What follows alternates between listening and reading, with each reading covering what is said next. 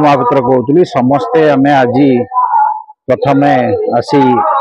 राम मंदिर देखा समस्त इच्छा थिला फतेहगढ़ राम मंदिर परिदर्शन करिवार थिला। बहुत सुंदर राम लक्ष्मण सीता हनुमान बहुत सुंदर होती आम से प्रसाद खाइलु समस्ते जगन्नाथ प्रार्थना जगन्नाथ जगन्नाथ रक्षमांग जगन्नाथ जगन्नाथ पाहिमांग कलु जगन्नाथ सहस्र नाम पढ़िलु सेठू आसिलु वैष्णव देवी जो नूतन भाव नूतन गुंफारे करा जायछि सी भी किसी कम नुह से जाम वैष्णव देवी भाया तेणु आपण मैंने आसतु माँ को देखु बहुत सुंदर होती आगामी दिने यह एक भल तीर्थ क्षेत्र हम शेष ट्रिप रे आम लडू बाबा मंदिर आसलु ये जगन्नाथ चतुर्धा मूर्ति नहीं अच्छा सी भी पूजा पाँच भी आम नमस्कार कलु प्रणाम कलु प्रभु समस्त कल्याण करंतु लडू बाबा प्रभु शिव समस्त कल्याण करंतु समस्ते आमे प्राय 90 जन आसीलु आज पुणी जाऊ प्रत्येक मासरे एपरी कार्यक्रम ओडिशा भितर बहुत तीर्थ क्षेत्र बहुत माँ का क्षेत्र बहुत जगन्नाथ बलभद्र सुभद्रा क्षेत्र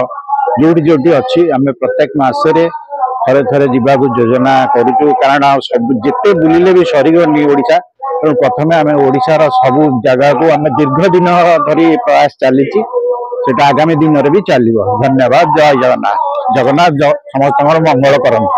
संजुक्ता मिश्र भुवनेश्वर आम प्रथम आसिलु फतेहगढ़ राम मंदिर को बहुत बढ़िया लगला ठाकुर मूर्ति बहुत सुंदर परिवेश भी बहुत भल लगला तापर आम वैष्णव देवी गलु भैरव पाखक गलु एवं शरणकुल लडू बाबा पाखक आसु माने प्रतिष्ठान जो आम आसीचु एठिकी बुलवा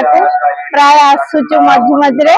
गोटे भक्ति परिवेश सृष्टि होची समस्त आम मिसिके एकाठी होचु एकाठी आसिलु तापर फतेहगढ़ राम मंदिर रे जगन्नाथ सहस्र नाम कलु समस्त एकाठी कलु आज राधाष्टमी गोटे एते बड़ दिन थिला बहुत भल लगिला आउ समस्ते गोटे एकाठी हेलारे गोटे भक्ति भाव परिवेश सृष्टि होची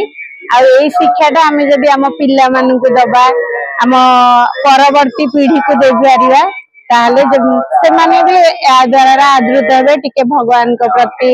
आसक्ति हेबे आमर जो परंपरा ये सब लोप पाई जाउची ताकू केमती बजै के रखिबा एति के कहबे आ आजिर बुला बुली ए सब परिवेश बहुत भल लागे। धन्यवाद। आम समस्त एकत्रित होइग्री दर्शन कलु लडू बाबा को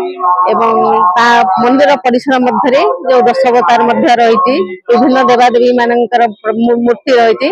दर्शन करी आम समस्त बहुत आनंदित हलु आम मन में भक्तिभाव बहुत सृष्टि है आम जाइए आम पिला पिली मान ए संपर्क में कहबू एवं आसिक आजिकालिका पिला मन में जो भक्तिभाव आस्ते आस्ते कमी जाऊँगी द्वारा भक्तिभाव बढ़ से भक्तिभाव एवं भगवान के प्रति आसक्ति मन में सृष्टि हेब एवं यही आम पीढ़ी पर पीढ़ी यहपरी भाव में पीढ़ी को पीढ़ी अतिक्रम करी भगवान को ऊपर आम आस्था सृष्टि हेब। भगवान होती सकल सृष्टिर आधार एवं से आमको सुख शांति जहाँ समृद्धि आम पाइचे आज पर्यंत केवल तांकरी करुणा द्वारा से करुणा प्राप्ति आम सदा सर्वदा रही था एवं यहपरी भाव में आम दर्शन कर सुजोग आमको मिलू एवं परवर्ती पीढ़ी मैंने आसिक दर्शन करंतु यह ही मोर आजिका तिथि कामना आज राधाष्टमी एवं जो पवित्र दिवस आम आसिक मंदिर दर्शन करूँ तेणु आम भारी आनंदित। आदिशक्ति चैरिटेबल ट्रस्ट आज तीर्थ यात्रा आरंभ होती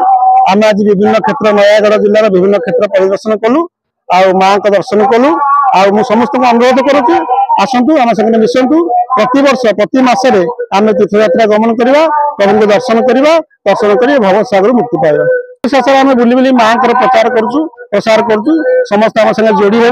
जोड़ी संगे माँ प्रचार प्रसार करवा आ समस्त एकत्रित होगा अनुरोध करुँ आसतु प्रति मासरे आम संगे मिलमिशिकी एकत्रित हो भ्रमण करवा तीर्थ यात्रा करवा।